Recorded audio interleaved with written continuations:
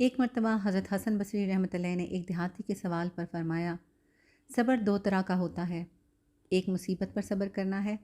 اور دوسرا ان چیزوں پر جن کے نہ کرنے کا حکم اللہ تعالیٰ نے دیا ہے۔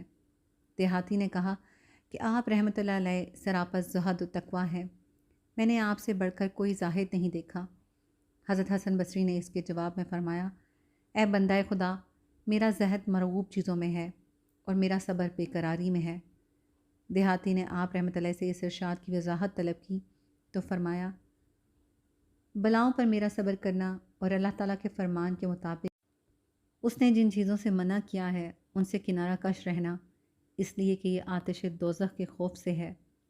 اور دنیا میں میرا جو زہد ہے وہ صرف آخرت کی رغبت کی وجہ سے ہے، اور خوشی اور مسرت کی وجہ یہ ہے کہ میں اپنے نصیب پر قناعت کرتا ہوں۔ یہ سب صحبت اخلاص کی علامت ہے۔